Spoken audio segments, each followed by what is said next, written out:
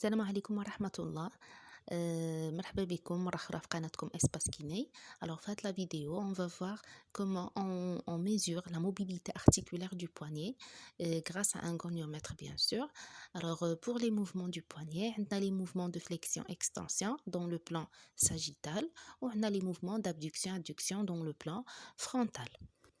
La flexion, كنسميوها aussi la flexion palmaire ou l'extension, كنسميوها la flexion dorsale. Pour les mouvements sur le plan frontal, l'abduction est appelée également inclinaison radiale et l'adduction est appelée inclinaison cubitale.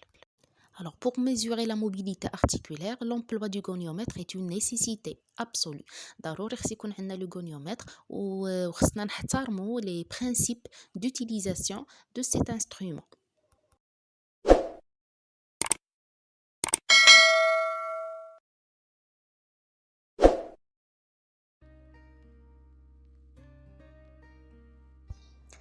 Alors, pour mesurer le mouvement d'inclinaison cubitale, le sujet qui est en position assise, le coude fléchi, les doigts relâchés.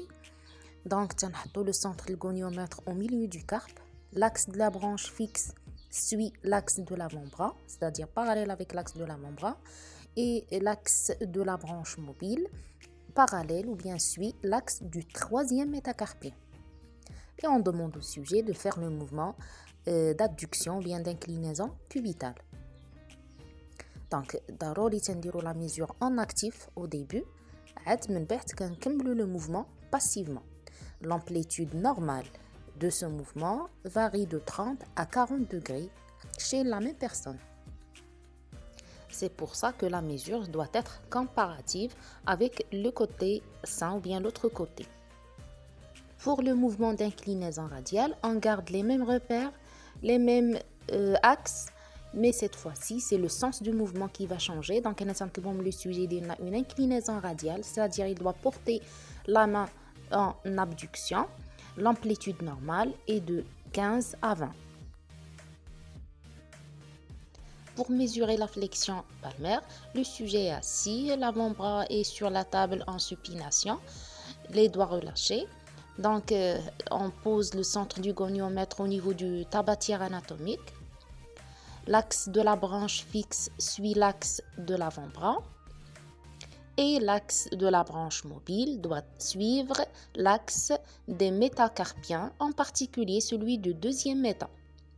Et on demande au sujet de faire une flexion palmaire, c'est-à-dire approcher la paume de la main à la face antérieure de l'avant-bras. L'amplitude varie entre 80 à 90 degrés. On prend toujours la mesure en actif, le patient qui dit le mouvement on lui demande de se relâcher et passivement le mouvement.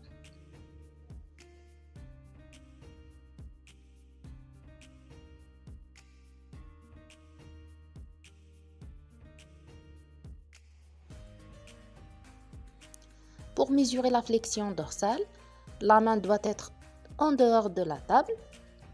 Donc, on garde toujours les mêmes repères, les mêmes axes. Et on demande au sujet de faire une flexion dorsale. Dont l'amplitude est de 70. Elle peut même atteindre 80 à 90 degrés chez certains sujets. Et chez les sujets ayant une laxité articulaire, cette flexion peut atteindre 100 à 110 degrés. Alors, آخر حاجة ملي كنديروا لو بيلون ارتيكولار ديال البواني ما نساوش لا ميزور دو لا بروناسيون سوبيناسيون حيت حتى لا راديو كوبيتال انفيريور il fait partie du poignet. ما نساوش لي ميزور اكتيف اي باسيف وبطبيعة الحال لا كومباريزون افيك لوتر كوتي. نتمنى باش تستافدوا من هاد لا فيديو وخليتكم على خير الى فيديو قادم ان شاء الله.